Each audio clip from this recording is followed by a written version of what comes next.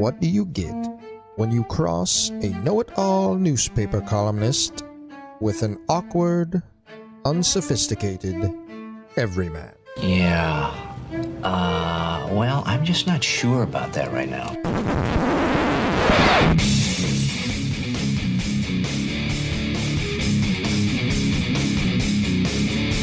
Welcome to Couch and the Rube. Welcome to Couch and the Rube, our Monday show, presented by our friends at Comcast and Xfinity. Xfinity is here to help students out. If you know a college student, you are a college student, Xfinity has deals for you, different than the deals for the rest of us, right? They've got new internet deals for college students available as low as $40 per month, up to 2 gig speed for internet, unlimited data deals, up to $200 in gift cards from Amazon and Uber Eats. And they've got events, so you can hear more about it and learn what's going on, including at Michigan State this Friday and Saturday at 11 a.m. to 5 p.m. at 555 East Grand River Avenue, the Xfinity Zone. Swing by the Xfinity Zone for personalized advice, a gaming competition, free food, photo booth, chance to win daily prizes, including like the Xbox Series X, Beats headphones, all sorts of good stuff. 555 East Grand River Avenue, 11 a.m. to 5 p.m. That's August 15th and 16th, this Friday and Saturday, 555 East Grand River Avenue. Jason, how you doing, brother? Go out there, play hard, stick your cleats so far up their asses that they've got to use the cleats to brush their teeth with. I mean, I felt all of Fred Human. Hey, buddy, what's going on, man? I'm good. How are you? Glad to see you. I'm exhausted after that weekend, man. In-laws. Have you ever had a trip to the in-laws that the duration, while like the amount of time in the car was almost, if not the same or more than the amount of time spent at this thing? I had to drive to Illinois for something that we drove for it was like an 8-hour event in the afternoon. 25th anniversary for my sister-in-law, Jen, and brother-in-law, Pat. Yeah, you got to be if you make it 25 years in this marriage thing, I'm going to show up and do what you need me to do. But man, I'm exhausted because I forget everybody's name in my wife's family, and I feel really bad. Like I almost wanted to grab the microphone after they did their little speech thingy. There was that thing. I was like, hey, guys, I only see you like once, maybe twice a year. I'm sorry. I wish there were name tags because I end up leaving it. Like this morning, I'm feeling, oh, man. Well, you don't know like your in-laws' names? No, I don't like the main characters, but the Lastrocchio family, she's got like so many different layers of family. Like me, I have my 2 sisters and like the rest I don't know where the rest of my family is. So it's easy for me. I know all the heavy hitters, like my father-in-law, his wife and all that stuff. But some of the fringe, the cousins, like she has these cousins, and I'm just like, what is her name again? Damn it. That's tough. But you only see them once or twice a year, I feel like name tags are warranted. Yeah. No. It's been 8 years, and I know I should. I have this problem where I just get in my brain where someone's walking towards you, and I'm just like, what is this person's name? Shit. And if you get it wrong, that's the other terrifying thing that goes on in the head, too, with the anxiety thing. I'm like, you call them Sharon, and it's like, actually, it's Cheryl. And you're like, fuck. The rest of the day, you're just staring down. You don't want to see anybody. So, anyway. We had in-laws over this weekend, too. It was an in-laws type deal. We didn't have to drive. They come to you. They came to us. Yeah, they came to us. See, then I can go, Treats, who's coming over? Yeah. There was the only snafu this weekend was I'm a huge fan of the game Euchre. Right? It's a good card game. It's a Michigan card game. People in Michigan play Euchre. Oh, boy. And they'll tell you about it. And and so I assume it's invented in Michigan, and I think Michiganders are logical people, and so I'm very proud of Euchre. Until this weekend, we're playing, and I'm on a team with my stepfather-in-law, and my wife and her mom are on a team. Mm-hmm. And my wife's not getting great hands dealt to her, and she's getting a little frustrated. And then she comes up with this rule, ace no face, it's called. I don't know if you've ever heard of this in Euchre. Is that a part of the Asian line betting? No, but basically, if you have only aces and no face cards, you can call for a redeal. But it makes no logical sense because I understand other than the jacks you want, right? You want to have the option of having Bowers, if you know right. Euchre. But the ace cards are better than a queen or a king. So just because it rhymes doesn't mean it makes sense. If she had a hand with like 3 aces and 2 face or like a 9 and a 10, that's not the worst hand. That's ace no face doesn't make it just because it rhymes. That's a Jack Ebling thing. Pissed me off, and like I was frustrated for a while. No face, I love it. Wenzel? It changed my opinion of Euchre and just who came up. We looked it up. It's a real rule. I understand if you have zero, if all you have is 9s or 10s, maybe call for a redeal. Anyway, I was annoyed by it. I don't know who came up with it. It's illogical. It needs to be kicked out of the system in Michigan. If we're going to come up with I just a game, love that you have no vote, though. Like, that's the rule. Like, it's our house, though. Don't I get a say in the house rule? It's also her rule. It's also her house. And so that's what I mean. Yeah. Yeah, it's 60-40, that house. It did not go well. But I threw a fit like a 12-year-old for a little while. Like, I did not let it go until people were clearly pissed off I know. at People me. get so into Euchre, and you can't really gamble on it to where, like, I don't know. I used to play it, and people wanted me to play it at my grandparents' house, and they were like, are you good? And I'm like, I don't think so.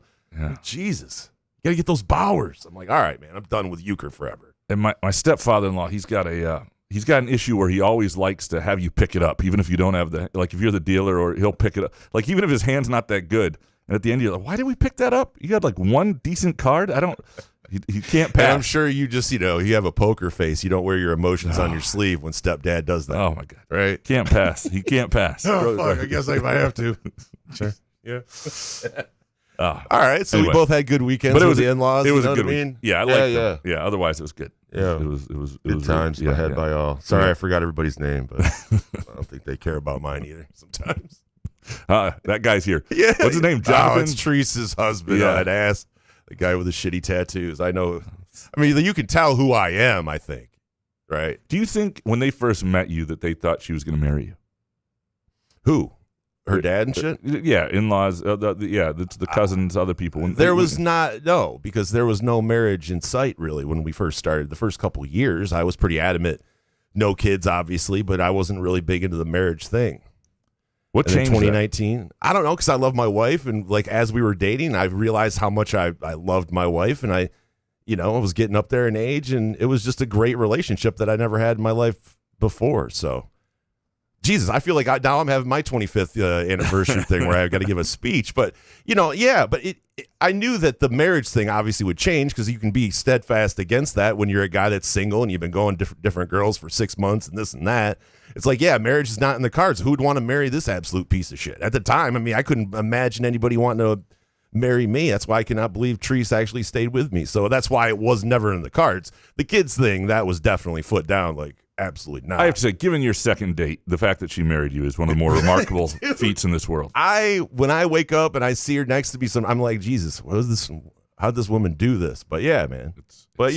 As I quit drinking and I became a better human being the past 5 years, I think, I've gotten adding to that when I see these people. But yeah, I'm sure at first, as I was hammering Jägermeister and drinking fucking, Keystone Lights out of a cooler, I'm sure people were going like, Jesus, Treese really knows how to pick these guys. But, The story we're telling, presented by our friends at Midtown Brewing Company in downtown Lansing, by the way, which on Tuesdays, Taco Tuesdays and Trivia, great taco offerings. But Trivia, 7 p.m. every Tuesday and 7 and 8 p.m. It's a great way to check out Midtown Brewing Company or just swing on by for a date night, a drink after work, lunch, a group event, whatever it might be. We've had live shows there. It's a great spot. And I think most people who have been there for those events or any other time will tell you the absolute same. All right. Do we want to start with our takes? Go ahead, man. I know you're chomping at the bit. You got tape that you were crushing, I'm sure. Jonathan Smith, right? Well, Jonathan Smith. College football talk? I came straight from Michigan State interviews and availability, football interviews and availability. There's a little practice this morning. Shot some video. Crushed some. We don't have enough time for all of that. Crushed some tape of some drills. Nice. Put them out there. It was not the most exciting. Wide receiver curls. Oh, my God. It was not the most exciting highlights. But managed to cobble something together. It's up there for folks who want to see it. If you like a cobbled together piece of work. Yeah, there you are. I'm not the worst editor in the world. I was a Columbia College grad, film school, been there. You don't have to tell us, man. We know. The thing that stands out, Jonathan Smith spoke today, the defensive line coach spoke today, a couple defensive linemen. The thing that stands out right now is, and I don't know how this will translate, but with their defense, and Jonathan Smith talking about the defense, there is a quiet confidence about what this group will be. And I think it's the group that I am the least confident in. And so there's this contradiction a little bit. I have the least amount of faith in their defense. and their ability to have playmakers there and really take a gigantic step from last year, which they need to do. And I think they have the most confidence in that unit. So it's and obviously they see it day to day, and it's not like this brash, they're going to be good. They're not talking a lot of shit, but it's this. It's very clear they think like the interior of the defensive line is a lot of guys and is very deep. But you hear that before, and then last year happens. It's very clear that last year scarred them, and it'll be interesting to see the impact. Like they talk about Jalen Thompson as a guy who really left last year thinking he had more to give and has really worked toward not just being a player, does his job, but can be an impact player. And a lot of the, what it does to you when you're on part of a unit that doesn't get to the quarterback for game after game after game. And the coaching staff left the year thinking that should have been more than a 5-win team. And what could have they done differently in this game and that game? And so when you have a year like that, there usually is a response, right? There's a chip that comes with it. There's a focus that comes with it. And I'm curious to see what that looks like. That's clearly there. It does not mean they will have enough to be great. And one of the challenges of this season in terms of evaluating that is I think we all remember the defense early last year before they got into power conference play. The defense was really effective at getting the quarterback. They had a ton of sacks in the first few games. They brought pressure in waves. They were a great mid-major defense. The problem is they play in the Big Ten. And so the question is now, how do you know after the first playing Western Michigan or playing these teams early on that really exists? Now, the Boston College game pretty early helps. But I don't know if after the first game we'll be able to say anything definitively. I do know they feel a whole lot better about where they are. And I think a lot of that stems from enduring last year, the staff realizing what they didn't have and getting a few extra guys here and there and then the internal development. So that really stands out. There were other little nuggets. I think, Jonathan Smith talked about how happy they are with Alessio, the backup quarterback. And I think that's important for this year because, you got a guy in Aiden Childs and the style he plays. At some point, that guy is going to take a hit that puts him out for a couple series or puts him out for a game, right? It's just bound to happen. It just happens in football.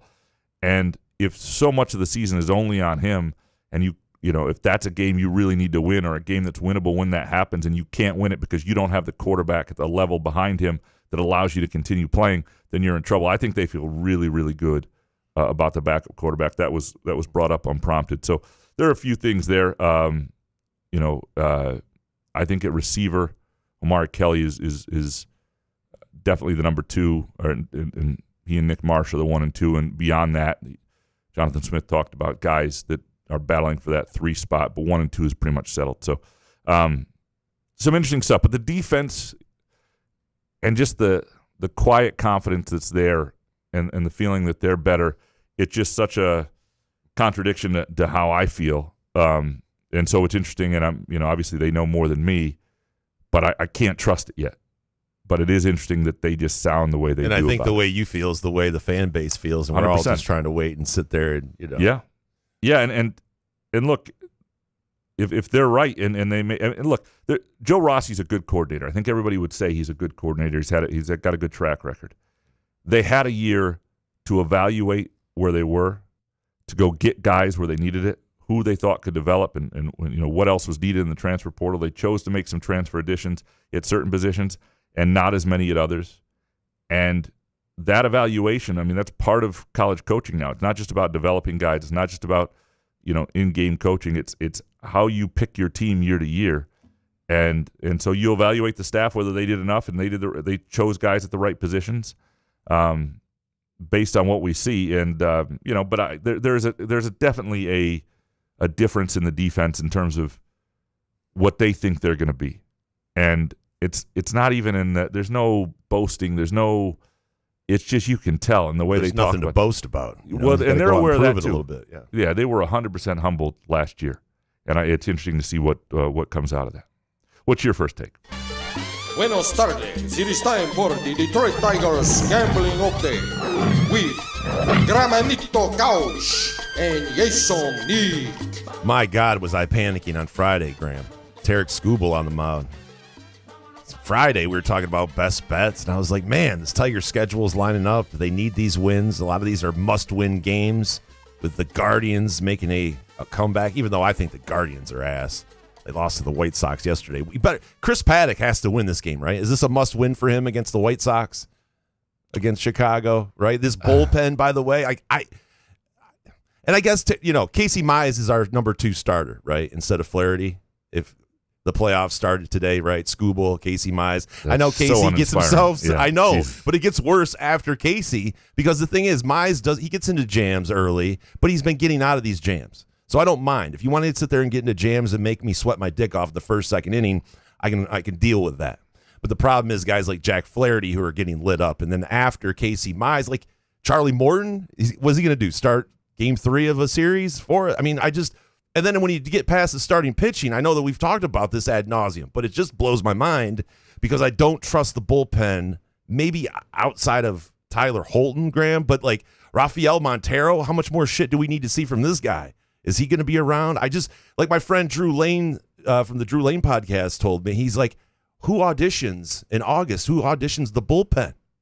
And I'm like, I agree. I don't understand why. What are we doing here? Especially after a trade deadline when you knew for weeks going in we needed some sort of help and some relief.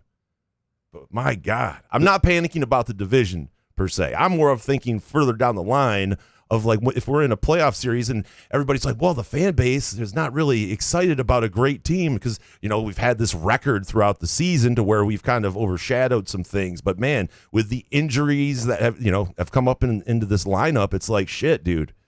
It's not that I want to be able to cheer, but when you look at it, it's kind of dire when you look at the depth chart. The Tigers have somehow made what was a really fun season depressing. It's unbelievable. I wouldn't say I'm depressed. I'm still excited about the season. Are you? Yeah. I am. I am not. It's a depressing season because it's the opposite of what happened. So you'd rather be shit, not be in a playoff hunt and leading the division? albeit it's, 6 games again, but... No, there are worse places. Depressing's a big word. Well, there are worse places to be, and the Tigers were there for a lot of years. And obviously... it's the inverse of last year, right, where they were off to a horrible start and then got incredibly hot, and that was unbelievably fun, and nobody expects that sort of run all the time. But to not react to a start that clearly they were playing a little bit above their skis for a while, they showed their warts. They had an opportunity to address them and chose not to, and they're wasting a postseason. They're wasting 1 year. They're wasting one of the 2 years they have Tarek Skubal left. Maybe they're wasting a postseason appearance, which probably will still happen, where they have zero chance to win in the playoffs because they just don't have a bullpen, and bullpens are everything in the postseason. Yeah. It's remarkable that you waste something like this. And to do it in a sport where the postseason is so much about chance, you do need a bullpen, though. You can't, there's a lot of, there's a lot of volatility in the you can be great all regular season and not win a World Series. You can be average as a playoff team in the regular season and win the World Series, but you have to have certain things. The Tigers are not a playoff team now. They are only going to be in the playoffs because of their start and because maybe Cleveland doesn't catch them in the division, although I still think Cleveland might. We know. Yeah. We know you love the Guardians. Even though you call them the Indians here. No, it's depressing, and this weekend's depressing, and even when they win, it's depressing because you can see their warts. Yeah, you can see their warts. It's just I don't think yesterday wasn't very depressing. I kind of enjoyed that 9-4 kind of. I understand what you're saying when you see a guy like Rafael Montero, and it's like shit. That guy is depressing, but to use the word.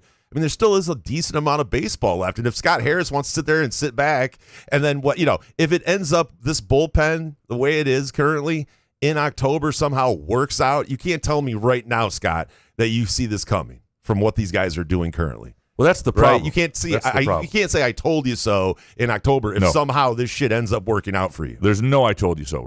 They can win a World Series. It's not I told you so because they were. You can say pretty much anything. Well, you could World Series. You could say it. The bigger baseball would have a bigger problem if they win a World Series because that would mean that they're wasting 6 months of the year just playing a regular season that has no meaning. But it's hard to watch this Tigers team. I don't like when teams waste time. And that's what this Tigers team has done. They've and I'm not saying baseball's the wrong sport then to watch because all they do these guys is waste time. Everything in life is wasting time, really. If you're listening to this show, you're wasting time right now. Chances are you could be doing something more productive. It's depressing when you put it that way, but yeah, right on all accounts there. Both of us could be doing something more productive. Than this. No, this is it. This for is me. Okay. You possibly, but me, no. This is all I got. Okay. Yeah. Well, I'm going to mow the lawn later, so yeah. All right. Well, giving it all I have here. It is Yeah, I can't. It's hard to watch. Depressing is a strong word. It is a strong word, but that's just I how know I you're feel. not a fan anymore, so it's easy for you to take yourself out of it. And a lot of the times, when these things occur, especially during the Lion season, I try, being a dumb guy, you try to talk yourself into this thing will work itself out. But as you watch this bullpen, even dumb me, I'm like, oh shit, I can't even go Tony Dombrowski on this right now. Yeah, and look, I'm not a fan. And thinking about Paddock later at 7-10, it's like, oh shit, if he looks terrible. I'm not saying it couldn't get depressing as we go on, but as of currently right now, I wouldn't say depression is a word. Okay, well, it's demoralizing. It's ass.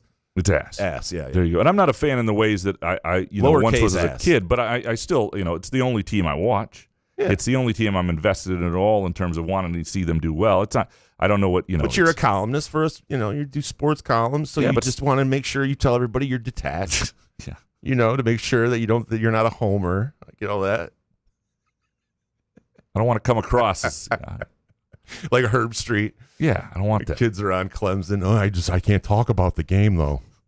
I will do 4 hours of a broadcast, but if you ask me before the game, who's going to win? Oh, gives a shit. Do you have any other takes? Yeah, the Lions game Friday night as well with Maurice Norris. He's in concussion protocol, absolutely fine. So that's really good because Friday night I had that on one of the TVs and I didn't really see what was happening. But then I see Dan Campbell and Raheem Morris kind of with their I saw the ambulance and everything, right? And I figured why are you going to keep playing the game? But then the clock kept winding down. I'm like, what is this, like a official? And I understand, when some incident like that happens, you have to go, okay, we have to figure this out with the refs and the coach. But you could see the players were like, we're not playing. So it just went on and on for like 15 minutes. My question, with him being great, he's okay health-wise, which is nice to see. But what happens in a regular season game? Well, are all games canceled now? Because you remember when we were younger, when a situation like this, when someone would come on the field with an ambulance, it was dire. Like that person was going straight to the hospital. They were really messed up. Mike Utley, we all remember with the Lions. Mike Utley, Reggie Brown. I was at that was when Barry broke 2,000 yards too. There was a wild day seeing that. And I'm not saying that the players should not be treated this way because we've come so far with medical advancements. I'm just asking. Now, thankfully, Maurice Norris is okay, like I said, but if this happens on a football Sunday, which is a regular season game, do they just cancel that game? Like, where do we go from here? Well, we saw it. DeMar Hamlin, they canceled that game, which is rightfully so. They did that. They came back and finished it because that's what you have to do in the regular season. So that's the look. Football is a ridiculously violent game, and everybody knows what they've signed up for. There are points. I think it's one of those things when you see it, and obviously the preseason is different than the regular season. But who knows? If you mean the refs, and if you feel like you may have freaked out, if you may have just watched somebody die, then you feel like I don't want to play. I think there is a level. So you're saying if they bust out pads to shock the chest, to shock the heart, then that's a whole other scenario. That's a whole other deal. But if they just rip a guy, make sure he's breathing, he's everything, the paralysis, he puts the thumbs up. It's like you keep playing, and that's weird and it sucks. But that's the sport. It's not. Because it's preseason game. Like, how do you sit there after that and go, all right, guys, let's get back there and hit hard? And there's part of me that originally you think, well, are there guys? This is the fourth quarter, right? So are there guys thinking this is my one chance to make this team, and if I get to show off, and this is my career, my livelihood? But the flip side of that is there's so much talk about eliminating preseason games already, and so much more can be done in practice and controlled scrimmages. You don't worry about that. It was appropriate to cancel it, but it is a question because it's sometimes in those. Even when they continue games in these sort of settings, it ruins because that seems cheap. Somebody's life was at stake, but it changes the vibe, right? You're no longer like both teams. Nobody's out there going, I want to tear this guy's face off. It's just different. It kills the whole vibe. Kills the momentum. The whole crowd, everybody's just like, oh my God. Because when you see an ambulance, you're like, okay, something is obviously not good, and people frantically going around. So the crowd is just eerily quiet. And it's a different game from then on. Yeah. And so the question is, if you come back and replay it, that's a logistical nightmare and all these things, and you got the integrity of the season and all that. You got to have games that finish. Right. I think when you see it when it's something that you just think we're not playing through that, you don't. But unfortunately in the NFL and in college football, when guys get stretchered off and are on boards with their necks stabilized and all that stuff, that's just something that happens. We'll see that 6-7 times this NFL season in different games, and that's the way it is, and people sign up for it. And it's not that you shouldn't react to it. It's not that you shouldn't remember that there's something more human than the actual football that's being played. But to abandon the game, I think is probably a bit much in those situations. But we do have a listener hot take on that very subject coming up. Are you ready to dig into these? Yeah, man, let's do it. Eric Schultz up first. Izzo took a ton of justified crap for refusing to bring in a center when there appeared to be obvious deficiencies at the position. If MSU fails this year in large part due to lacking a pass rush, the response to Smith should be similar to what Izzo faced.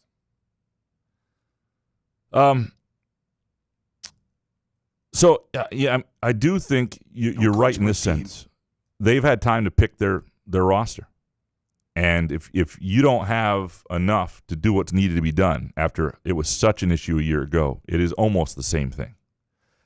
And like centers, good pass rushers are not cheap. They're not easy to find in the portal. They're not like receivers. There are very few of them, and you're up against the behemoths of college football to land them. And so it's better to develop within. But if it's a huge problem this year again, and I'm not saying that they made bad, like, you have to in college football now, especially if you've got a certain amount of resources and you've got to spend it on players, you've got to make the right smart decisions. Where do you need it most? What's most cost efficient? How do you win? Where are you weak? Where can you get by? All that sort of stuff. What needs to be the identity of your team? These are things you need to think about. And I think it's a harder roster to put together than it is a basketball roster where there are fewer guys, right? And the needs are sometimes more obvious. But to Eric's point, this is a good one. Like that center position, especially that second year, that year that they went with Sissoko, Kohler, and Cooper, when Cooper and Kohler were just sophomores, that was a mistake. And Izzo deserved all that criticism. And I think the years after that, less so, and you can argue whether they have enough and all that sort of stuff. But I think this would be one of those similar situations. If they don't have it, why was that not a bigger priority? Why is it not fixed?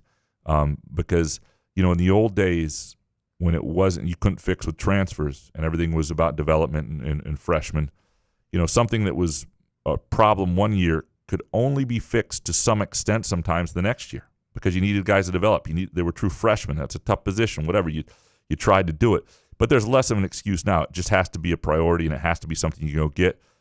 They don't sound incredibly worried about it. And so to some degree, I have my doubts still because I think we all watched last year and it's hard to get that out of your mind.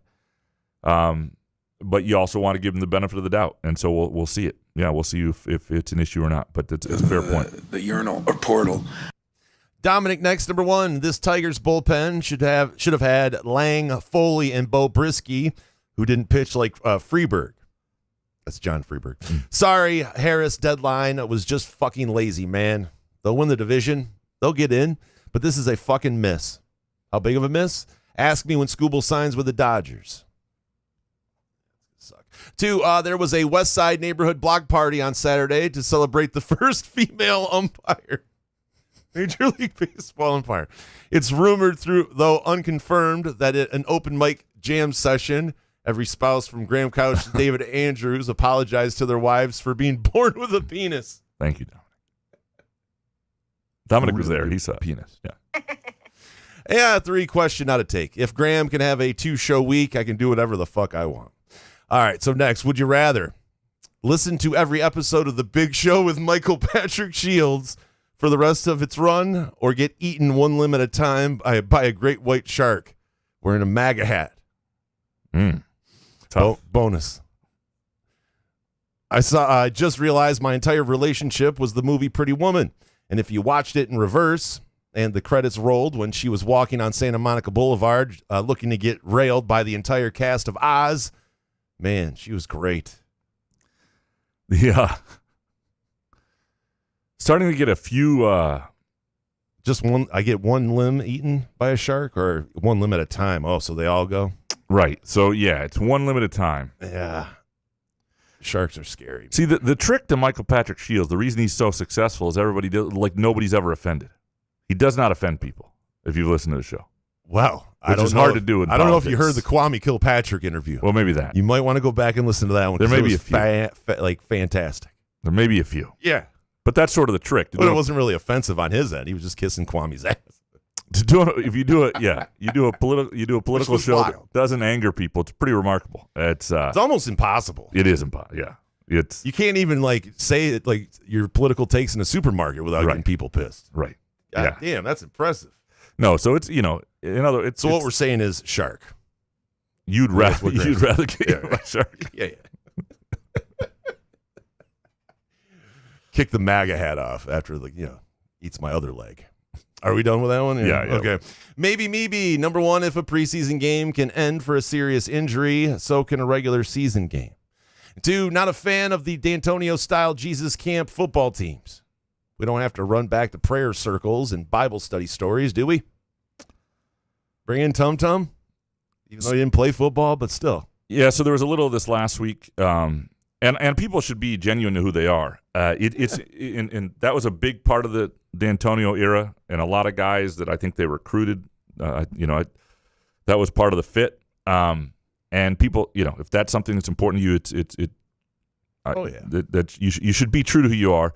I would tell players that when that becomes a big part of your story, most people, I have zero interest in writing about you.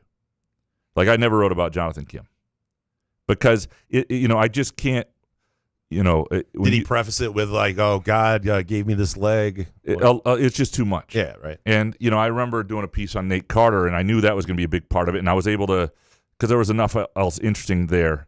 But sometimes you just know with readers it's a turnoff. That's the problem. People don't want that. There are certain words that if you put in a headline, your story will do negative page views. And, Jesus. If driven by faith. The word leadership, don't put leadership in a headline. Nobody wants to read about leadership. They want leadership, but nobody wants to read about it. There are certain things if somebody improves, that's great. You need to be more specific. That can't be in a headline. Improves leadership, faith. Those things cannot be in a headline. You will not read it. I know from experience. Tim Tebow says waiting for premarital sex was worth it. Well, that people will read. Column? Yeah, that people will read. I don't know. That's a good headline, though. That's true. That's a good headline. That's a way good headline. Really? You want to hear about? You'd be good at this. You want to hear about Tebow talk about not getting laid while being the best quarterback in college? Oh man, great times I had. That's an argument that's not the guys were out Saturday nights. Yeah. No, but it was interesting because one reporter. So what you're saying is God's boring, but like if you do like it, but there's nothing wrong with it. Like people should be who they are. I think being yourself is a really important thing, and if your faith is a really important thing to you, and if you're part of a group, whether it be an group of athletes who pray together or worship together or any of that stuff, that's 100% fine. Just know if that's the most interesting thing about you, you're not that interesting. But what if you're a good football player or a great football player? It's too bad because it still doesn't mean that you want to. Yeah. Unfortunately, you don't want to read a story about it. Yeah, it's Jeff Smoker shit, man. Or there it is. I mean, you know what I mean? People are desperate for the Jeff Smoker story that happened 20 years ago. For God's sake, no pun intended.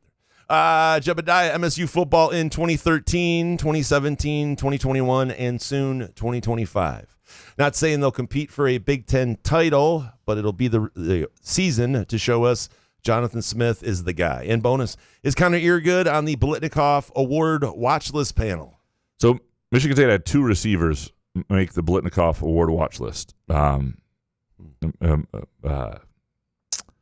McCray and Kelly, but not Nick Marsh. And then, let me tell you about the Blitnikoff list and how bullshit this whole award is. I have been a Blitnikoff voter now for maybe a decade. Really? And I've never. You don't brag up. It's not in your Twitter bio. Because I've never voted. Oh. Every year they ask for my ballot. They send me all sorts of stuff. I've never voted. Because I don't know. I mean, it's one thing to do the Heisman. It's enough of a farce for me to do the Heisman.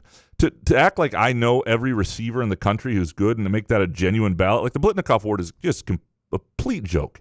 And the fact that their watch list has one guy who's battling for the 3rd spot on Michigan State's football team, another guy is number 2, and another guy who is not or doesn't have the guy who's probably the most heralded, speaks to it. And first of all, watch list shouldn't exist. I mean, this is one of the reasons why.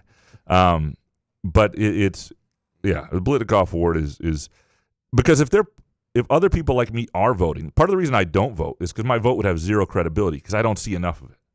I see one game most weeks, sometimes 2. how the hell am I going to know what other receivers are doing around the country and who's better? I mean, stats. Crush tape, dude. Well, no, but yeah, right. And more than anything, receiver's a position where based on the offense you can play and you can put up big numbers. That has nothing to do with how great a receiver you are.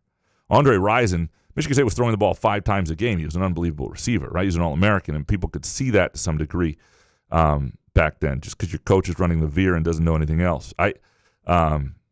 I'm not a. But to Jebediah's first point, this being a year for Jonathan Smith, it'll be the year to Jonathan Smith to show that he is the guy. This is, it speaks to what we were talking about earlier with the defense. This is a year. It's a response year.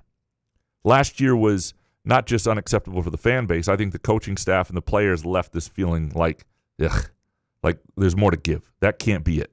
They're better than this, and they have to be better than this. And so the year that follows a struggling year, what is your response? And the hard thing for Michigan State is they had just had a couple years like it because the year, really 3 in a row, but the year before it, because of what happened with Mel Tucker and everything, was sort of this disaster, and then the response was sort of in a tough spot. But this is a really big response year. There's no question. Kurt Wisniewski, MSU's defense will have more than 35 sacks this year. And bonus, cats are far superior to dogs. That's crazy. You're a dog person, much more than I do love cats, yeah. But far superior? No. I get it. Kurt's a cat person. Yeah, I like both. I get it. Obviously, Spot's in my life, and I'm a big Spot fan. Only when cats are stolen does Couch agree with the bonus question. We had we have a friend staying over the other night who had who brought her dog with her. Little dog, doesn't shed, worked in our house all right. But I have never seen Spot less happy about this. Like Spot Spot lives with the dog in his other home, his real home. And there are tons of dog walking in our neighborhood. So it's not like Spot the cat can't deal with dogs. Doesn't like other cats, but this is his vacation home. But right. This Spot dog was not all that much bigger than Spot. And so Spot had a couple swipes. And then late in the night, before it was dark out though, my wife and I walk into the kitchen. We look out the side door. And Spot is just by our car, just glaring in the window, not knowing. But you could tell he's just so mad. It was like a scorned lover out there, just angry. Just like, what is going on in that house? Why is there this other creature? And just like my whole life has been thrown upside down. Do they not love me anymore? Yeah, what is going on? We haven't seen Spot since, so we don't know. Well, hopefully we'll see Spot soon. But yeah, they changed my name too. They don't call me by my real name, dude. Yeah, that's a story almost worth telling. Presented by our friends at Midtown Brewing Company in downtown Lansing. I'm just waiting for the AI meme or whatever that's going to be sent out by Matt Drolette. That's my favorite. Those are the fucking best. His last one was incredible. The one with me. Dude, they're both, yeah. Yeah. Pretty much doesn't miss on those. Yeah. MVC 512, number 1. Joe Rossi's 3-4 defense focuses on linebacker play. With MSU's depth and talent at linebacker, the defense will overachieve this season. 2, white football helmets are the best-looking helmet, and bonus. Shout out to Monica and the Groovy Donuts East Lansing staff for bringing donuts to the Costco break room this weekend. Other than having the best donut you'll ever eat, the love and respect they have with the local community is top tier and often unmentioned. Hear. No, they're great people, and they do care. They love supporting other small businesses. They do all sorts of events around the community. You can support them by going to groovydonuts.com and placing an order, or swing by either location on Lake Lansing Road in East Lansing or in Williamson at 7 a.m. to 1 p.m. Thursday through Sunday. Appreciate you, MVC. White of the MSU helmets, like I like the classic greens. But I think everybody has a feeling of a certain age, maybe neons. Neon. I love the neons. Give me the thick stripe. From the 80s, the thick stripe with the green. That's the best to me. Back in my day. Sparty Barb, next, number 1. Jack Velling catches over 8 touchdowns this season. Holy shit, Barb. We're going to be betting some props. Can we still do that? Is that still legal? 2, MSU's corners will have over 15 interceptions this season. And 3, MSU football wins 5 games by 3 points or less. And bonus, MSU beats Michigan by 2 touchdowns to bring Paul Bunyan back to East Lansing. So they're going 5 other games by 3 points or less and beat Michigan by 2 touchdowns. Barb has some MGs going. Yeah. Some good takes. I would take the under on the Velling touchdowns, given that he hasn't really been healthy yet. Like, what do you know, Barb?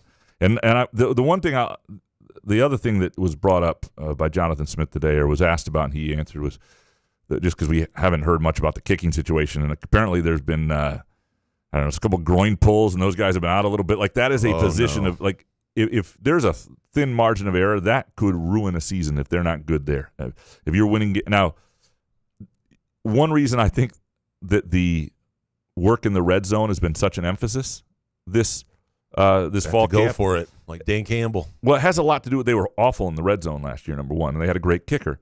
But if you don't have as much faith in your kicker, you better be great in the red zone, and they have to be better there. They can't leave things up to long field goals. Scott, a hot take question. What are the chances that Jace Clarizio ends up not being redshirted this season and plays an impactful amount of snaps by November? I would be very surprised. I would be surprised if he redshirts. I mean, I think he's part of the group of 4 guys, and while they'll only play 2 at a time, so if he's not in the top 2, he might not have carries in a given game. I think his speed and skill, and at a position where you're talking about a guy who they flipped from Alabama. He originally committed to Michigan State, went to, pledged to Alabama, flips back in an era where people can transfer. Running back, the idea you would redshirt that kid if he's part of your top 4 backs would be really, really surprising to me. I do think he could play impactful snaps this year. He's already part of that group, and I know he had, at least. There was some mention of his performance in the scrimmage. I don't know. It was Jonathan Smith went by it pretty vaguely, so I don't know how good he was or what. But he at least made one decent play in the scrimmage, and it was worth Jonathan Smith mentioning. Spartan Dog 97. Instead of canceling the CMU games, CMU should have to come play MSU for free. That's way more punitive than allowing them to collect a paycheck from another team and from Moneybag. MSU fans are not as divided on Central Michigan as Graham keeps saying they are. Do a poll. I bet the large majority want more than one game canceled and wouldn't have a problem with it if we never played them again. So I think the problem would be doing a Twitter poll. I think you might be right. I don't, and sometimes in Twitter used to be much more representative, I think, of the larger fan base. I think if you really hit people with a true poll and you really included the fan base at large, well, not just Twitter, not just a flimsy Twitter one, not just the Twitter, real. Not just the venom from Twitter. I think it would be you'd have much different opinions. But I don't know this entirely. Do you really need to punish them forever? Yeah, I don't think most. I think there are a lot of MSU fans who have connections to CMU who feel differently about That's this. What I mean. I don't think there's as much venom as you think there is, or that you feel, or maybe in your circle you feel. And I think this is one of those things. There's a little bit of a silo where I don't know. And Michigan maybe State should be a better program, so you're going to kick their ass. So why not? Well, I'm with them both on the. They should maybe play for $50,000. Well, next time instead of charging the $450,000. They'll go play somewhere else. They're not going to do that. Fuck them then. Then I can say, well, F you. I'm not against some sort of reprimand. I mean, I've talked about this. There's some sort of acknowledgement, apology. I'm not, even if you canceled one game, no issue with that. I just think there has to be a limit to it. What they did was not great, obviously, but those people aren't there. But the problem is the current AD is somebody who's been there through this whole thing and the response and the investigation and everything. Something from her has to be said at one point. And, the previous AD, Alan Haller, felt disrespected by CMU on this front and their lack of communication. And I'm curious to see what Jay Batt says, and that's something hopefully this month it'll be something we get answered. Rich Searing next. Number 1, losing Jonathan Kim to graduation is going to hurt this MSU football team more than expected. And 2, which MSU D lineman will start making a name for himself this year as an able run stopper? My money is on Alex Van Summeren. He's due. And 3, with the commitment of Carlos Medlock Jr., Izzo suddenly has several other guys in the top 100 that are showing MSU in their top 100 list. Everyone gets excited about that. In reality, we may get one of those. And bonus, Graham needs to get into the muckraking style of journalism and really go after all the other BS corruption and protecting major programs in both football and basketball. Not just Michigan, but the basketball stuff with Kansas and North Carolina. Punishment? Not if you're one of the geese laying the golden eggs. The Alex Van Summeren was available today and chatted with him for a minute. He is one of those guys. I don't know, what sort of season he'll have, but if you were to pick somebody based on appearance and voice, he's got a stupid-looking face. Whoa. I did not say that. That's you did. Yeah, well, not about him. That's Brad Osmus. He's got a stupid-looking face. You would pick him though, because he is like an intimidating. Like when you know how there are certain people who are like caricatures of mobsters, and you see them, they're like, that guy's a mobster. Alex Van Summeren is a defensive lineman. Like when you look at him, when you hear him, you're like, that guy plays defensive line. Like in life, for the rest of his life, he'll be 55 years old. He'll be, working in a pet store. I might not do that. I might do something else. But I'm just saying, like, you'd be like, that guy played defensive line. So he's not a mobster. He doesn't remind you of a mobster. That was just your example. That was my example. Okay, because I was envisioning a caricature of a defensive lineman. Joe Pesci and Goodfellas. Better example. Not pet store. I don't know, 55. That was dumb. I just fix that in post. Alex, I could see you working at a pet store, dude. Better example is this. As soon as he graduates, for the next 5 or 7 years, say he doesn't make it in the NFL, he could be in football sports movies playing a football player. Yeah, like Randall Tex Cobb. There you go. Remember him? No, Google it. Miserable sports fan next. Which would be more beneficial for the MSU basketball team? Trey Fort, Kurtang, Cohen Carr being a 16 points per game scorer, and the others being 6 to 8 points per game. Or all three scoring from the 8 to 11 point range. Also, I'd love to hear Jason talk about UFC bets. Shit would be electric. I don't watch UFC anymore, so it's not really. When did you stop? Oh, in the early 2000s. Really? Dude, Okay. like early yeah. It's just, I don't know. I'm not like super into. I love boxing still and all that stuff, but they need somebody who's an upper. You can't have guys, because the problem with having too many guys who are like in that 8 to 11 range and not having people who score in the teens is there are going to be certain games where nobody's on. That means you don't really have a guy, and they need a couple guys who score consistently in the teens. 16 doesn't have to be there, but you need a couple guys in that 14 range, without question. So you thought I was still into UFC? I thought you were. My God, why don't I just prove to everybody that we're not friends? Like outside of this, how would that be possible? I don't talk about UFC. I've never have. Like, but it's like Jesus, man. Teresa's son is in UFC. No, he does boxing. He's a boxer, but he has a buddy that was in the UFC. That's right. That's Conor McGregor, that TV show. So I was, in on that. So okay, I thought he did some UFC as well. I could be. Okay, I apologize. Apology not needed. JB Leets next. If the NCAA wants to expand the men's basketball tournament and do away with conference tournaments, at least for the power conferences, they're played out and meaningless. Instead, figure out a way to have these so-called bubble teams play for the last handful of large bids. Yeah, no, the problem with expanding the tournament to me, and as I've talked about this, it's the whole thing is the bracket, right? The bracket is this nice thing that fits on a sheet of paper or fits on a screen that you play your pool. And I get that now we don't print out brackets as much as we probably used to, but people still like it. The bracket is the key. It is what brings in so many casuals. There is very few sports have something like the NCAA tournament where people who are not into it at all, not into the sport at all year, really get into it. It's fun. Everybody fills out a pool in your office. Everybody fills, whatever. People, and I think when you make the bracket more convoluted, too big, you're not really. I think you lose some of that, and you risk damaging what you have. And I don't get it. I don't get. It's not like the TV contract's going to change. It's not like there's extra time to put in these games. I think it just hurts the tournament. I understand coaches want it because more of them get into the tournament and they get their bonuses and all that bullshit. It does not help. Do not listen to coaches on this because coaches are selfish on this. They want to save their jobs. They want to be in the tournament. There is no good explanation, no good reason to expand the NCAA tournament. There's an argument against conference tournaments, at least at the high major level.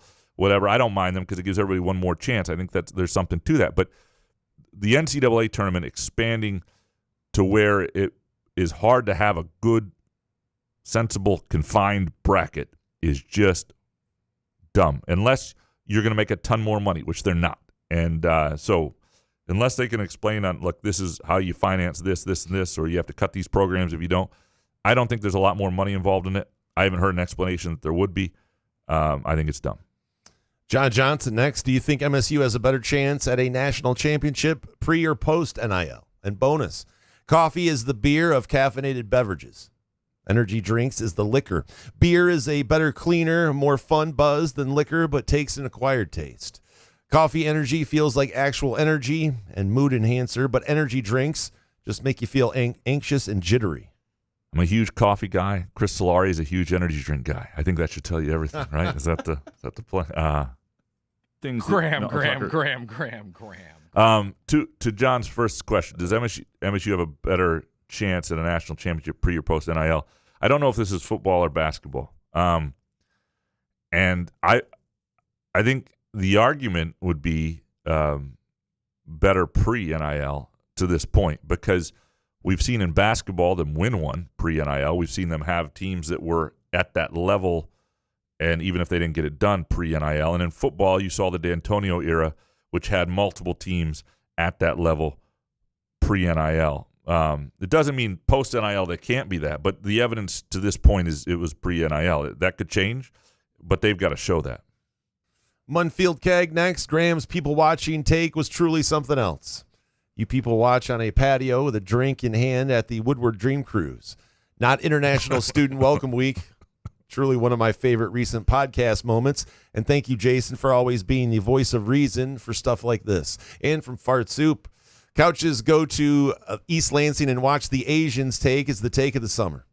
Might as well not even have a hot take show again until January. I didn't realize it was going to resonate quite so much. It's an all-timer. Okay. I was legit crying. Okay. Real tears. Interesting. It was the best. I'm telling you, it's I know that you're blown away by the fact that people are amazed that you would, I stand by it. I don't blame you. Big John Hogg. Number one, couches East Lansing equals Beijing is up there with the Bonnie Blue Smurfette thing. Absolutely hysterical. And two, it's the best Monday of the year. High school football is back. And three, I wonder what Couch's eHarmony profile looked like. I wonder what Chad Latz's Tinder profile looks like. Maybe I don't want to know. I don't even remember. I don't. God, I wish we could get our hands on that. Yeah, I'm grateful it doesn't exist. I mean, maybe, yeah. I wonder if I tried to log in today, if I could. Does eHarmony still exist? I have not seen is this where you act dumb? No, you remember I get it. You have a wife. You got to act dumb. No, I'm just saying they're is this like, I don't know, is this Justin Bieber guy? I don't know any of his music. No. Justin Bieber? I'm just saying eHarmony commercials used to be all the time. There's not anymore. Like, it's still a thing. Right. Well, how would you still have a password? You think that works? Might be an auto login. You didn't delete it? Maybe an auto login. Hold on. Let's. Mr. Hoff. Oh boy. I am the passenger. Call. And I ride and I ride. I ride through the city's backside. All right. I see the stars come out of the sky. Yeah, the bright in the hollow sky. You know it looks so good tonight. Password treadmill 69. Yeah, some trouble. I don't even remember what email address I was using back then. Is eHarmony still a thing? It is. It appears to be. So interesting. Get who gets you is the. Did your bookmark pop right up when you? It did. Actually, it's still on here. Yeah, it's 2006. Yeah. Damn. Dude.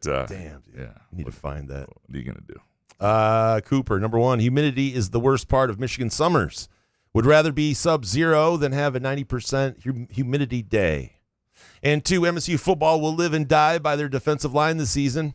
If the boys can't get to the quarterback, I don't see how many how they hit the over on season wins. I think that's a fair point. If it's not, they don't have got to get to the quarterback. Yeah, it can't be like last year. It doesn't have to be like they don't have to be dominant there, but it can't be at all like last year because you just. How many sacks? Well, they went 6 weeks without one, so that's pretty bad. That's pretty amazing. It's almost impossible, you'd think. We are getting to the point in the summer where people prefer winter. Like that's what people are full of shit.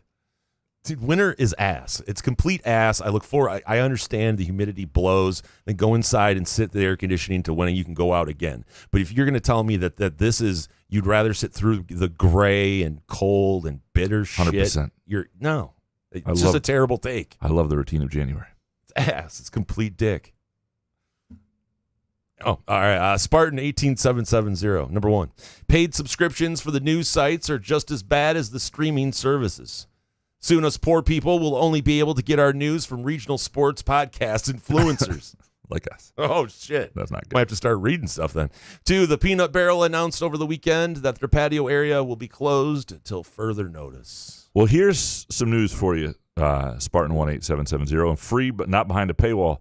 I saw this from you, and I reached out to Rachel Greco, who covers restaurants for us at the LSJ, and she called over to the Peanut Barrel owner, and it was just like a one-day thing recently so they could take their staff somewhere on an outing. And it was just a one-day thing. But it said closed till further notice, or Spartan made that own. Yeah, it was not a great sign if it said that, because that's not. It was just a one-day thing. The patio was open. Good investigative journalism by you. Thank you. Really digging in. You saw his tweet. You called someone else. I mean, my God, I think I might be back in on this LSJ thing. If that kind of teamwork's going on over there. Only here's my $19.99 a month. Yeah, $77.99 now. Oh, shit. And worse yet, if you get the print product, my mom hasn't gotten her since last Wednesday. But otherwise, great. Scotty Green's El Camino. Number 1, maybe it's me, but this generation of students doesn't seem as connected to the football team and live and die by every Saturday. Our kids up before daybreak to tailgate like we were in the mid-90s. Maybe it's all the extra social media distractions. And 2, construction is ass. Why does it seem like it takes 5 years to complete any sort of significant project? I drive by an area and find myself always saying that I can't believe it's still not done. I'm a huge fan of the idea, and I know it costs more, but 24/7 construction till it's done. You know what I mean? Just pay the overtime, pay the extra crews, like bring in the lights. If you have to go overtime. Can't you have another crew that could be the nighttime crew? Probably costs a lot, but yeah, I mean, shit, it already costs a lot. Yeah, some of this stuff is remarkable. To the first point here from Scotty Green's El Camino, I mean, this is the question. I don't think we know how connected students are to Michigan State's football team or their football team. Because we're old farts and we're not connected to those kids anymore. Correct, because what we don't know is what did old farts think about young people when you were young or when we were young, or what, I don't know exactly how old you are. But it's great to be stupid. So yeah, that's what they looked at. We may not have the complete pulse of that, but that is the question, because I do think there's a chance there is less of a connection, and they feel less of a connection. And if there is, and they're not as connected when they're in their 30s and 40s and 50s, you got a big problem. And that's, I'll say this, though. If you want to help students stay connected, Xfinity.com/students, right? They go in, there's all sorts of great deals for students only. So when Michigan State's football team is on the road or their basketball team's on the road, or they can't just go to the game, they can make sure they have Xfinity, make sure they have the Wi-Fi capabilities in their room to stream what they need to. Xfinity.com/students, and some special deals there that you can't get if you're old farts like us, just for the young folks to help them feel connected to their teams. What a segue to that live read. I almost by accident just started clapping. That was really good. You're welcome. We shit on you for other things. We got to applaud you. My God, what a live read. Peasy, Graham is extremely naive in thinking Bulla will have to cop to the Rose Bowl suspension if he ever becomes the head coach. We live in a post-accountability world. And bonus, if you could report one story, would it be the Rose Bowl suspension or 2016 locker room? Well, the Rose Bowl suspension thing is, the 2016 locker room, that's a book, right? Correct. The Rose Bowl thing is just a lengthy column. The Rose Bowl thing is right. It's a one column. It's whatever. It's not that bad. The 2016 locker room would be the story. It's the story I sort of had, but couldn't get enough people at the time to speak on record. We're coming up on 10 years, and so maybe a year from now, people will be willing to. I don't know that they will to anyway. The guy who is, so what happened, for those who don't know, is the 2016 locker room was divided in part by the 2016 election.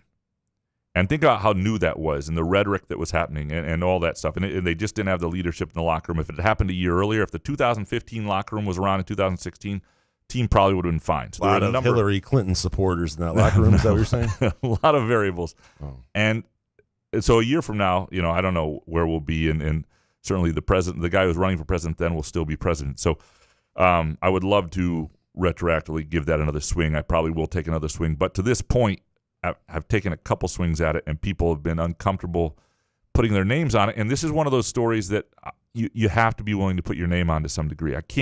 You can't be taking shots at people Like, I think we could though. I think you could go no name. I see. My Just give us no. I don't care what their names are. Anonymous sourcing is fine great. in certain settings. It is not okay to shit on people's character or to shit on their behavior without putting your name to it. That is, you see that sometimes. That stuff drives me absolutely nuts. One of the things that's juicy to read, but I think also journalistically unethical, is when you do those like behind the scenes NFL scout. And they're like, this guy's a shithole, anonymous scout. Well, maybe if you're going to say that, put your name to it.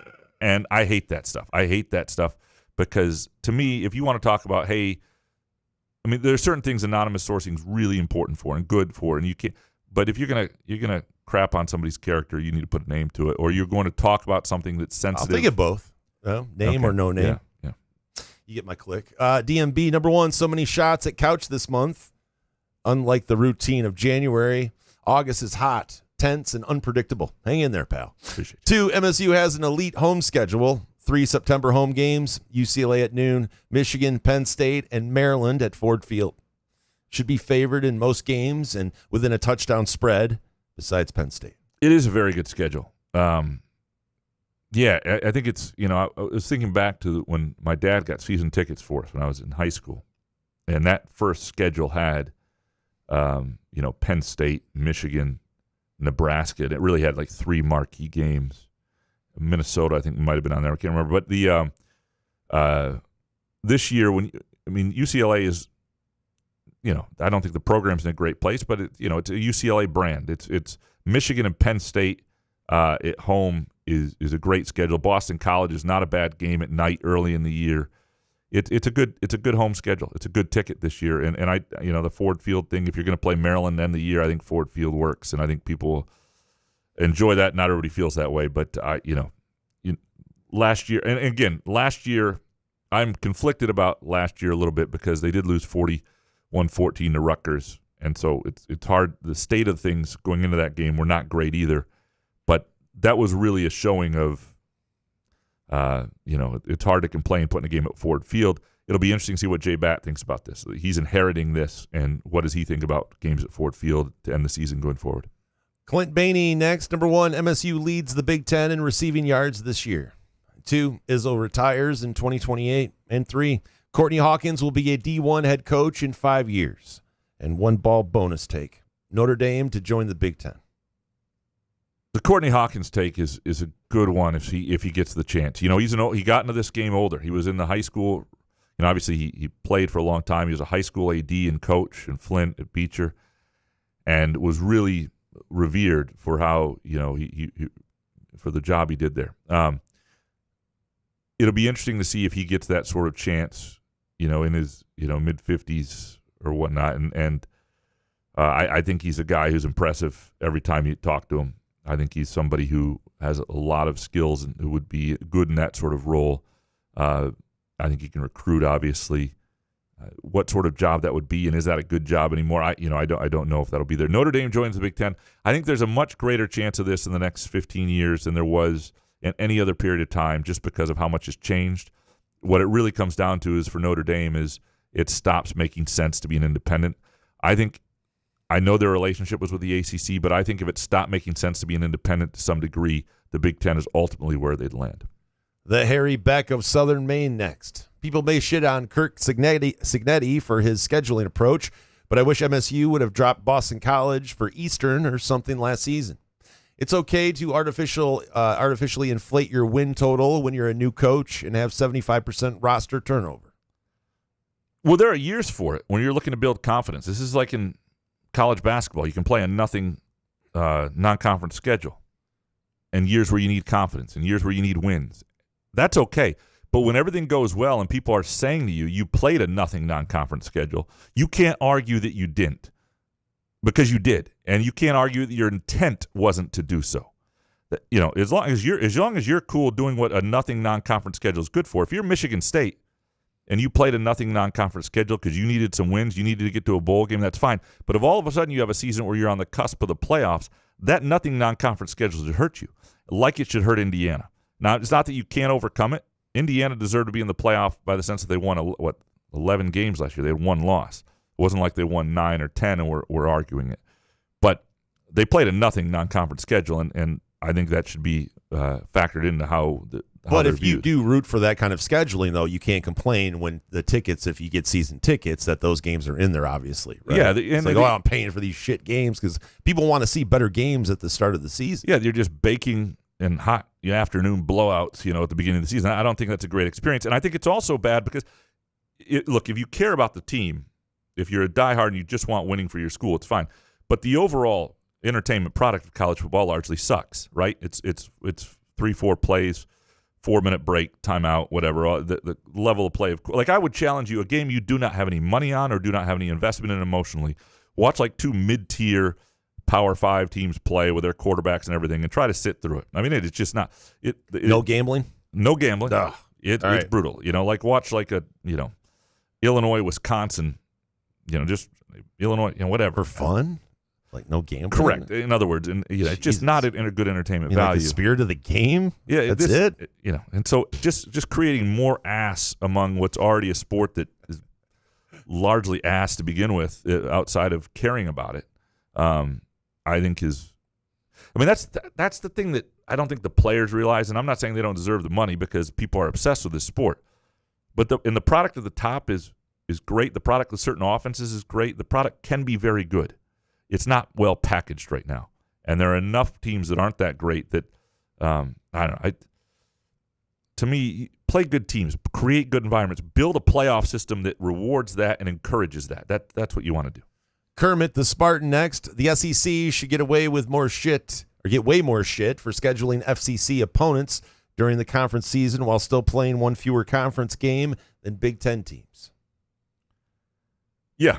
No, and the way they do it at the end is, it's a tremendous advantage. And, the SEC needs to quit acting like they've got it figured out either, like they're always better. You know how I feel about that. Yeah. David Cox, in terms of Jason Strayhorn being let go from the Spartan football broadcasts.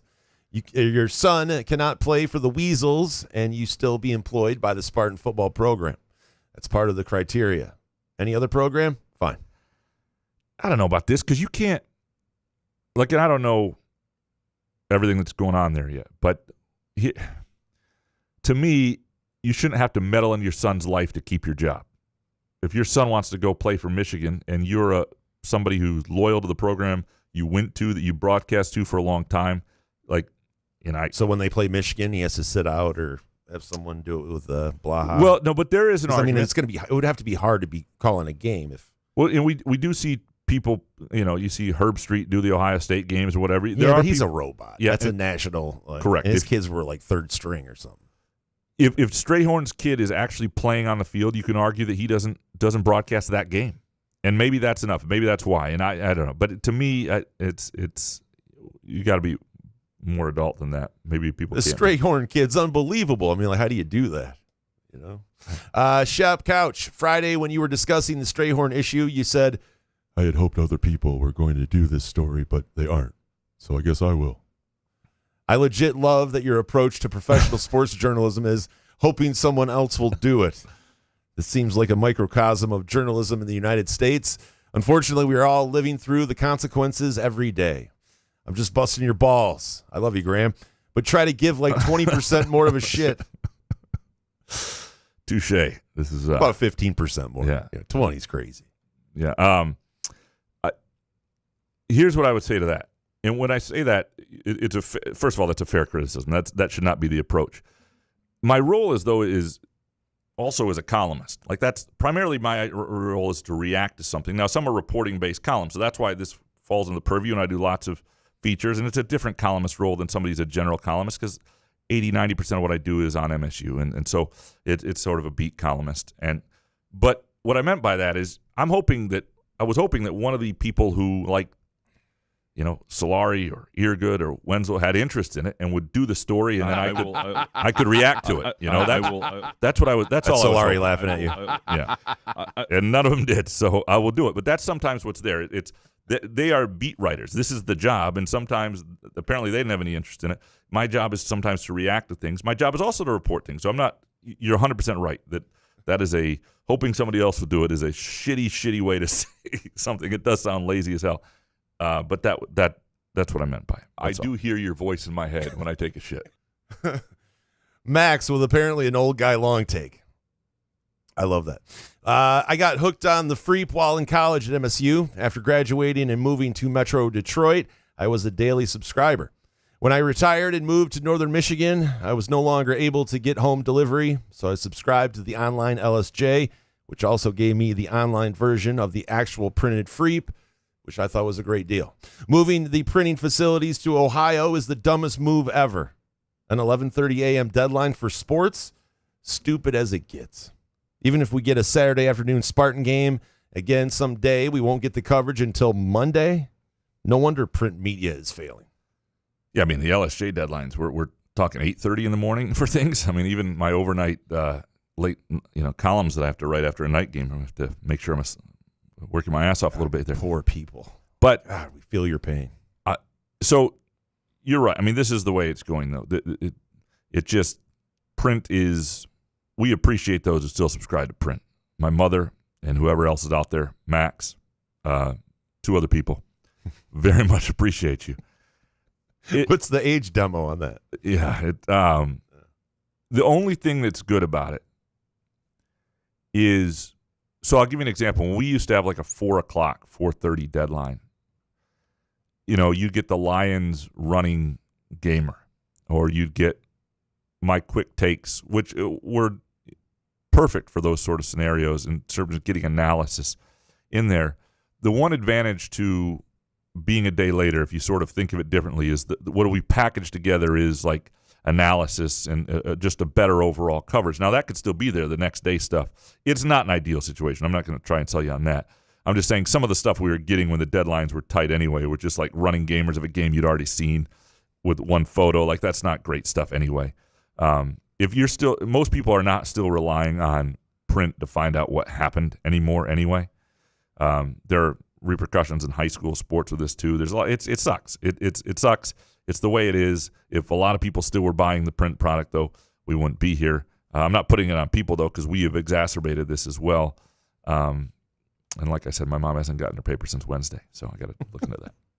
Kevin from Rochester Hills. The Tigers are a below-average team and will be lucky to hold on to the division lead. And bonus, NFL preseason games are tryouts for the CFL. Well, the CFL season's already going on, so I mean, you don't. But isn't it a tryout? What's the? I mean, that's part of their league that they're trying. UFL, yeah. With The Rock, are they still doing that? I don't know. Yeah. All right. Yeah. The Tigers will be very lucky to hold this division lead. Oh God. Yeah. Really? All right. What you don't think they will be? I'm not scared of Cleveland. I just don't. If there was someone scary in the division and they just had 2 of their relievers, get accused of gambling on the first pitch of an inning. So, they don't really have a great lineup. Their lineup stinks as well. So, as far as what do we do in the playoffs, that is where I'm scared. But I don't know if I'm scared of losing the Central just yet. But Lions reply guy number 1, Tesla is going to make the Lions think they can move on from Jamison Williams. He has the size, speed, and hands. J-Mo and Goff never seem to be in sync, in my opinion, because Goff is always trying to play on time and surgical, and J-Mo is just a freak athlete that runs fast, not necessarily a precise route runner. And 2, I have a feeling Montgomery is going to be used significantly less this year for the Lions in the backfield. Maybe the playoff game being the last impression while he was hurt is influencing this thought too much, but the gap between him and Gibbs means too significant to split carries and series the way they did last year. How do you think they use the running back situation? Similar? Or Similar. Do you? Same as they did last year, I believe. And why would you change it? Yeah, and here's the thing. I also think by doing that, the odds that Gibbs gets hurt and he's still fresh late is important. You don't want to wear Gibbs down. That guy has who's the best pass protector out of Gibbs and Montgomery? It's probably you might need that. Yeah. Obviously with Ragnow retiring, if that's what you know. But you also need Gibbs playmaking healthy and fresh in the playoffs, 100%. And to the J-Mo situation with Jameson Williams, I've never thought they were going to re-sign him, and it's more of just the pure finances. Like, he has to become a star to get re-signed because the money it'll cost, somebody will pay him because of his speed, I think. God, yeah. And so that's a difference maker for sure. And that's going to be why the Lions have put up with his shit for so long. Yeah, and when you talk about, like we've talked about this before, on the next 2 years before the rent comes due on some of these guys and I'm not saying they can't navigate that. Lots of really good. That's where that's a whole different era of Brad Holmes. How he navigates it when things aren't easy with the cap. But for the next 2 years, things are still pretty manageable. That's why it would be the best the roster can ever be is probably in these next 2 years. That'd be amazing if they can get a Super Bowl done in these 2 years. BPA next. If Couch frames the whole defensive rest idea in the NFL as a sporadic load management instead of sitting a guy the first 10 weeks, it'd actually be a smart idea. The NBA stars play 70% of the season now.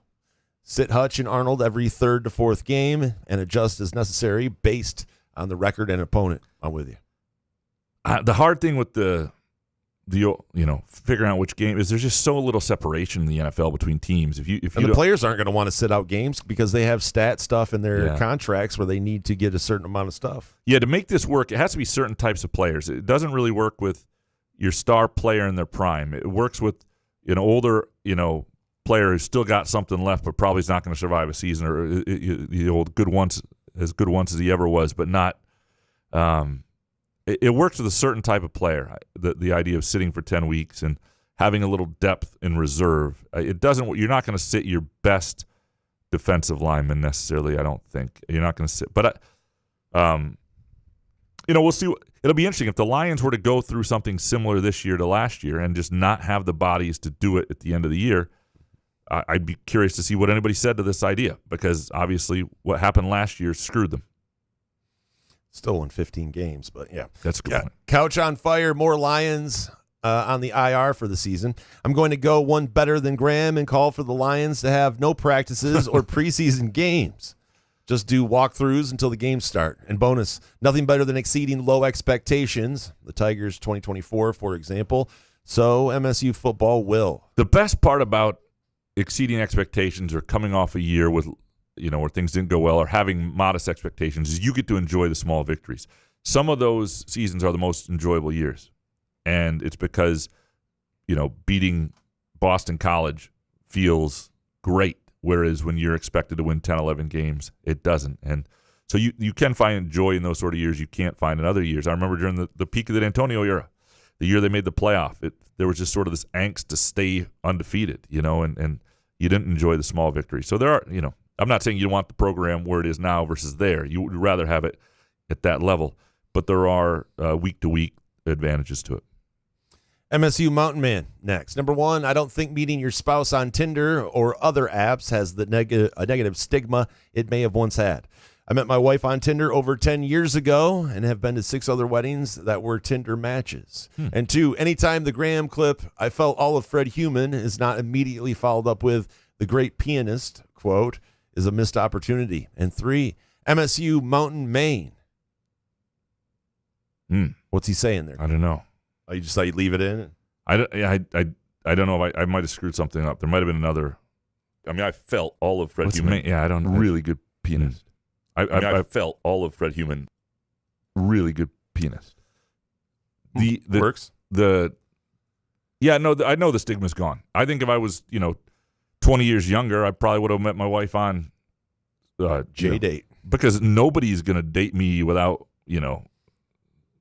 Well, that's true.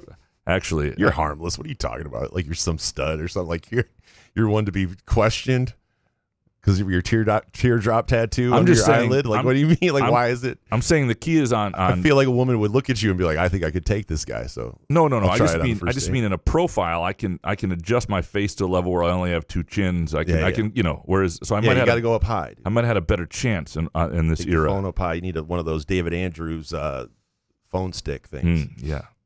Richard Kane, number one, heartbreak for Rob Mack and Deadpool with Wrexham's loss at Southampton. 2, I'd like you to ask Jay Batt if he thinks ADs have any obligation as caretakers of the sports they oversee, or if AD's only obligation is to their school without consideration to other conferences, with explanation either way. And baked the obvious answer to the time machine question. You go to March of 1969 to put $20,000 on the Mets to win the World Series at 100-1. You return in October to collect. After taxes, you put your $600K into an index fund. With the historical returns of 10%, you'd have $179 million. Holy shit! Richard Kane thinking it through. Well done. It's but But how do you get back? You said you return in October. I mean, oh, Jesus. Well, you have to. That's a one-time time machine. You can't just keep going back and forth. We didn't set the parameters, I don't think. Yeah, I know. Yeah. I'm like you with Euchre. I'm just changing the rules. It's a good question for J-Bat, too. I mean, I just put it in my J-Bat questions file. And again, anybody who has questions they would like asked of J-Bat. You have a file? I do. Okay. I do. And it's not like I'm going to ask every question that's out there, but like we said, if it's the Epstein question, probably not going to ask it. But if it makes sense and it's something that I think is a smart question, I'll ask it. All right, Skylar Verdon, hot take. If you are in my car and not driving, feel free to keep all your little comments on how I'm not driving perfect to yourself. I promise we will get there, so unless we crash, please just shut the fuck up about my driving. This feels like Skylar just went through this. He might be. But who was sitting in your car, though? My guess is he was driving a significant other somewhere. He's sitting in the car right now, and she's in there, like she's in the store or whatever, and he's like, "No, babe, not you. I wasn't talking about you. I had Dale in the car last week. I was talking about him." Yeah, I don't know why he sounds like you. Does Therese comment on your driving? Hell no, but I comment on hers, and I'm getting better. I've gotten really, really a lot better. What do you mean? She's a great driver, but sometimes I can't handle her driving because I was in a car accident, right? Right. When I was like 29. Yeah. So I don't know. If I'm not driving, I feel like I'm not in control, and I just try to help out. I really am, That's Rexroad is that same way. When he was on the beat as well, and he and I would sometimes drive together. He could not be behind the wheel. I think once maybe he was working on a story in the passenger seat.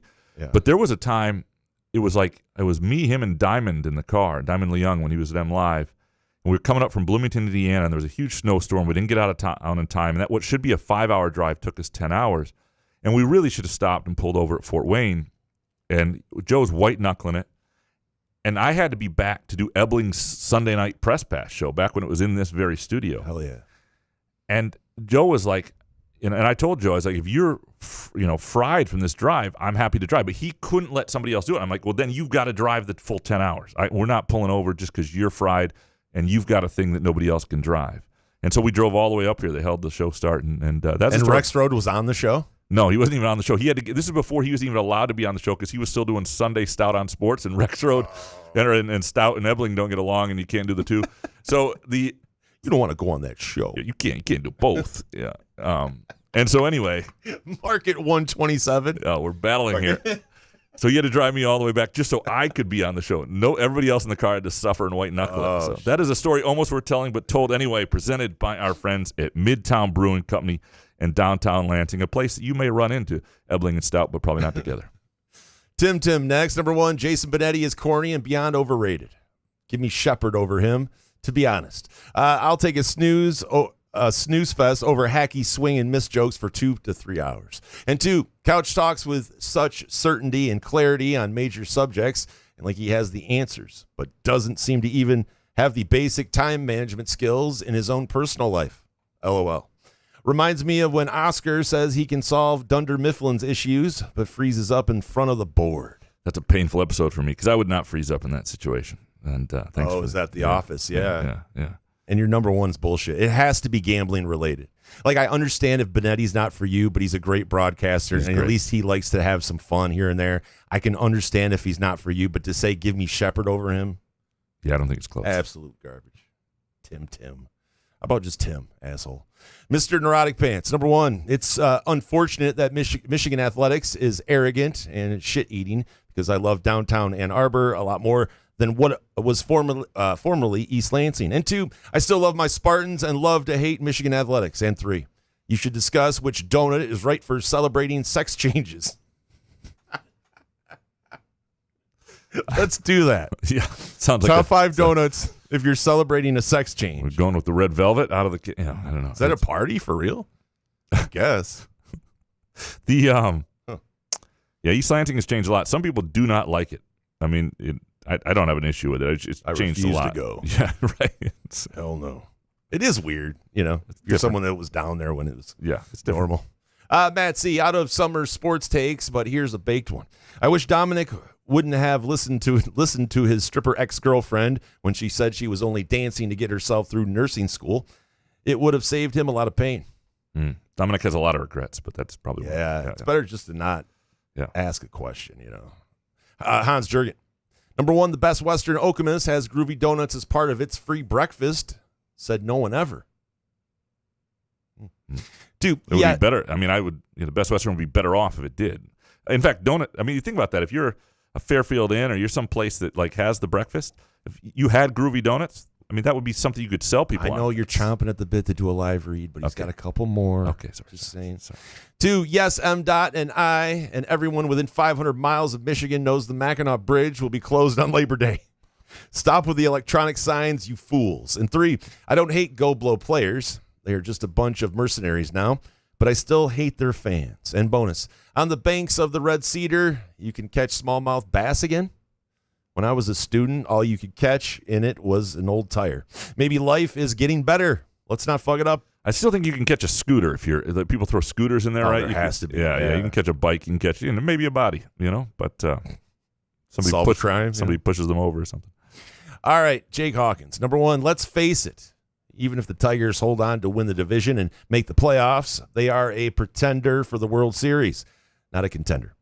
You can't drop a series at home against the no-name Twins or drop one at home against the Angels. And 2, great column on MSU's running backs. Call me crazy and this take extremely hot, but while it may whatever the fuck you did, may a running back by maybe running back by committee. It's just one word, it'll kill you. Jace Clarizo will get quality playing time because of his speed, and Elijah Tolliver will be the second coming of fellow Sac State running back Cam Scadaboo. 3, last week I got a reminder how short life can be. I'm fine, but my personal care physician, Dr. Peter Luea, who worked at McLaren Greater Lansing on Lake Lansing Road, was killed last Monday in Grand Rapids while out jogging and being struck by a truck. Rest in peace and prayers for his wife and nine kids. I didn't realize it was 9. Yeah, I mean, hey, if you're a doctor, situation. it's okay to have 9, I guess, right? Jesus, 9's a lot. Yeah, no, is that not a typo?